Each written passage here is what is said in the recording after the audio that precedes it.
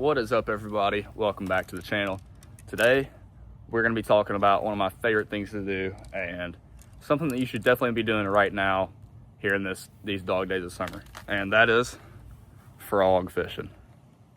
So the hollow body frog is a bait that is unbelievably effective this time of year, especially if you're around vegetation. Any sort of grass, laydowns, anything like that, a frog is an unbelievable way to go out there and catch fish. And not to mention, it is just the most fun bite in bass fishing. You're probably crazy if you disagree, but man, a frog is it is such a cool bait. And basically there are a few situations that I think it really excels in, and right now is probably the best time of year to be throwing it. So I'm going to kind of go over a few things that you should be doing with your frogs, and hopefully these will help you catch more fish. So yeah, stay tuned, it's going to be a good one. So there are a lot of frogs out there on the market, a lot of different types of them. There's really kind of four main categories that I like to throw when it comes to frogs. So it can get pretty complicated. There's so many frogs on the market, but I'm going to kind of narrow it down for you guys on my favorite frogs to throw for each category. So there's four different categories, and basically it's going to be your standard, just going to be like your standard pointed nose walking style frog. So like your standard pointed nose frog, that's going to be your first category. Second category is going to be your popping frogs with it kind of has like that little cupped lip. Your third category is going to be your buzz frogs, your swimming frogs, like you're kind of more of like a toad that you reel and it kicks. Your fourth category is going to be a downsized frog, like a smaller, little more finessier frog. So the first category is that more walking frog, that pointed nose frog, and my favorite in that category is going to be the copper red baits wave frog. So the wave frog here, this is a frog that I got onto earlier this year, and I have been blown away by it. It is a great frog. Kind of more that standard do-it-all frog. When I'm going to use a pointed nose frog is anytime that I feel like there's going to be more of like a mat of grass. I really like a pointed nose frog because it's more streamlined. It's going to go through the mat a little bit better. And any sort of time, like when I feel like I can only have one frog, if I'm just going to go anywhere in the country, no matter what, this is going to be that frog. So it, like I said, it really excels over matted vegetation, or whenever you have like pretty thick grass, or when you're, just going out. Like, so I fish Lake Guntersville a bunch, and the frog that I use the most is going to be a pointed nose frog because it's really versatile. You can walk it and place all that stuff, and it's really good over those over that matted vegetation. All right, guys. So talked about that first style, that pointed nose frog. It's kind of more of your like heavy cover, do it all kind of frog, and more of that heavier cover. The second style of frog is going to be a popping frog. So this one right here, this is the Berkeley Poppin' Swamp Lord. I really like this frog in that popping style. So a popping frog I really like in whether it be sparse vegetation or like a lay down, or if I'm skipping under a dock, anything where I'm target casting. A popping frog is not going to be very good over like a long expansive grass mat, because this nose right here can kind of catch onto the grass. Like where that pointed nose frog, it goes through the grass a lot better. This can kind of get hung up on that. It's still very weedless, and it's good around sparser stuff, like maybe like lily pads or something, but around those heavier grass mats, I'm going to go towards that pointed nose frog. And that's the Berkeley Poppin' Swamp Lord. That is my favorite popping frog that I've used. I know Copper Red Baits makes a good popping frog. I just have not got the chance to use it. So that is the popping frog. That's what I'm going to use that. So let's get on to this third category. All right, guys. The third category that I talked about is going to be your swimming frog. So what that is like a frog that you're going to basically reel across the top. You can twitch it, you can do some of that stuff too, but it really excels when you're wanting to cover water. So this is the Spro Flapping Frog 65 here. So this is my favorite one in that category. I really haven't got into this style of frog much up until a couple of weeks ago. It was really the first time I threw it, and we caught some fish on it. I mean, it was in this tournament, and we ended up catching most of our fish on this frog. And it really excels when those fish are either wanting something really moving, or when you want to cover water. Like if you have, like let's say you're just over a grass flat, or you're kind of have a bunch of isolated stuff moving around and you just want to cover water and try to get a bite and find a fish, this is a really good frog for that. Whenever I want to cover water, this is the best bait. Any type of big expansive grass flat or something like that, or kind of more of a sparser mat, you know, like a heavy mat, I still go to that pointed nose frog because it gets down in the mat a little bit better. But this guy is really, really good whenever I just want to cover water. So the Spro flapping frog is my favorite in this category. It has it's an elastomer material, so it's real stretchy, it's pretty durable. And also sometimes these fish want a frog that's going really, really fast. Like sometimes they want that thing just zipping across. They want to have something that's moving away from them, get them to react, cause a reaction bite. That is a good bait to throw. So that is the swimming frog. That's kind of where I like to fish it, and my favorite one in that category. So yeah, let's get on to this fourth and final category of frog. All right, so the fourth category is kind of a niche category, and that is going to be your smaller, more finessey type of frogs. So this frog right here, this is the Jackal KR. It's a lot smaller frog, a lighter frog, has a lighter wire hook in it. This frog is when I use it when I feel like those fish are really in a funk. Like I feel like they're missing my other frogs, like they're just kind of slapping out, they're not really getting it. This is when I'll turn to this frog because it's a little bit smaller, more of a compact profile, and sometimes it feels like they just eat it better. Another thing is, this is kind of a sneaky deal, but if they're in the grass and you feel like they're chasing like shad instead of bluegill, like little small shad, go to a smaller frog. Go to this KR in like a shad color. You'll be surprised. If they're chasing shad in a mat or something like that, and then you want something that's like a downsized profile that looks like a shad, go to that smaller frog. So the smaller frog is a really good tool when I feel like they're just kind of slapping at it or something like that, or they're chasing shad. Another time I like to use this is if I'm in a body of water that I know has smaller fish in it, and like if this is a great frog to throw in a pond, great frog to throw in, you know, like a Coosa River or something where I know I'm not chasing giants, but I still feel like I can catch them on a frog. This is a great frog for that. And yeah, it's just a great little frog to where if you need a bite, then this is a good one to go to. It gets a lot of bites, and it'll still get big ones too if you throw it in the right situations. But that smaller frog, this is the Jackal KR again. Like I said, unbelievable frog, and I've caught a bunch of fish on this one. You can tell she's pretty beat up. But yeah, that is the fourth and final category of frogs, and that's that Jackal KR. That's my favorite in that. So yeah.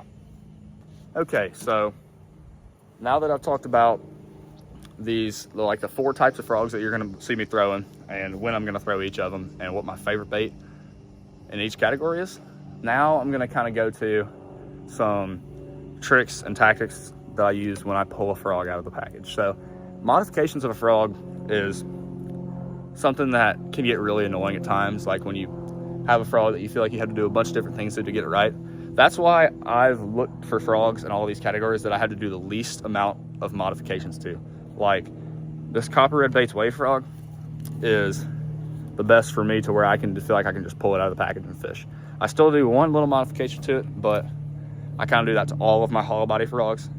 And that first modification that I'm going to do is, I don't have one that's in the package right now, but when I pull the frog out of the package, I like to, the legs are usually pretty long. I mean, they're usually coming down to here. I like to trim up those legs a pretty good bit to where I feel like it's more of a compact profile. If you have too long of legs, I just feel like they can get in the way sometimes. Sometimes those fish will grab the legs. You can even go shorter than this. This is just kind of one that's been trimmed down carefully, but this is kind of a really good length to those shorter legs. I feel like those fish get the frog better, and yeah, that's why I trim those frogs up. And I also feel like it kind of makes them walk a little bit better. Also, some people say trim one up shorter than the other. I don't do that. I think it kind of messes up the profile, the silhouette of the bait, and I don't feel like it helps it walk any better. So keep the legs the same length and trim them up. You know, don't be afraid to trim them up pretty short. I mean, if I'm throwing a frog like in a mat, like if I have a heavy mat or whatever, I'll trim them up, you know, really up to like here sometimes, you know, like up really tight. So some people boil their frogs, like if y'all are familiar with Spro frogs, they come kind of with a tough plastic, and if you boil them, it'll make them softer. That's personally something that I don't do, because I've gone to where I've found frogs that are already soft out of the package. Like the swamp lord's real soft out of the package. The copper red Bates frog is soft out of the package, and so is the KR. The KR is real soft out of the package. So that's something that I really look for in my frogs. So I don't boil them. If you have the right frog, you don't have to boil them. I'll just tell you that right now. If you get the frogs that I'm recommending to you right now, you won't have to boil them at all. So anyways, the second mod that I do is a very niche mod. So if I'm in a mat and I'm throwing, this is like strictly for the pointed nose frog, in a mat, like a heavy grass mat, like you'll see on like Gunnersville or down in Florida sometimes, where you got a super thick grass mat and your frog like will not, like, it doesn't sit down very far in the mat. That happens sometimes where you got a super thick mat and your frog just kind of sits on top of it. That's not really what you want. You want there to be a kind of a trail. If you can look at your frog and there's a trail in the mat where that frog has been, that's what you want. So you want that bait to kind of sit down in the mat a little bit more. If you have heavy mats on your, like heavy grass, then what I will do is I will put either like a really light bullet weight. I'll do that. Like you can see, you can take this here right where the hook goes in. You can pull it up like that. Pull it up. You can get a little bit of room there, and you can stuff either like a really light bullet weight in there, or you can put some split shots. I'll usually put, if it's a heavy mat, I'll put like 3 or 4 split shots in here just to get that bait to sink down in that mat a little bit more, to where it has that trail. I don't do that with all my frogs. It's a very niche modification that I do only when I'm fishing in heavy mats. So that's another good mod that you can do to get yourself a bit more bites in those heavy mats, is put some weight in the frog. You know, put those split shots. I'll put 3 or 4 little, say the little split shots that you use for bluegill fishing. I'll just shove them in that frog to get it to make it more visible to those fish in the mat. So those are really the only mods that I do. I don't really bend the hooks out on my frogs at all. Again, like, if you get the right frogs, you don't need to do very many mods to them. That's why I've looked for so long for the best frogs available out there, and that's kind of what I've came up with. So now we've done that, I'm going to go over here to the pond and show you guys kind of what I look for in a pond. Like, this could also apply to you in a lake, but if it's the middle of the day, it's hot, it's terrible conditions, what you can look for to still catch you some fish on a frog, even in the toughest conditions. All right, guys, got my Jackal KR here. We're at the pond. So I kind of want to talk to you guys about what I'm looking for. So even when it's midday like this, you can catch fish on a frog. It's probably like 1 o'clock right now, sun's out. What I'm doing is looking for shade here. With this KR, especially in a pond or really anywhere, I'm looking for this shade. So you can see there's shade here from these trees, and that's where I'm going to be targeting. So basically what I'm going to do is, this is why I like this shorter rod. I throw a 6-pin on the KR instead of a longer one. So what I'll do is, see there's shade kind of all around. The first thing I'm going to target is, there's this little bit of shade right here, as you can see. I'm going to cast my frog in there and bring it to it. And I like to walk it. So how I walk a frog is, I do these small switches on semi-slack line. So semi-slack line is really important to be able to get that side-to-side walking action. So I can speed it up a little bit, I can slow it down, just kind of really depends. But a lot of times when it gets midday like this, I'm doing a lot of target casting in these little shade pockets looking for these fish. So let's go see if we can catch one for you guys.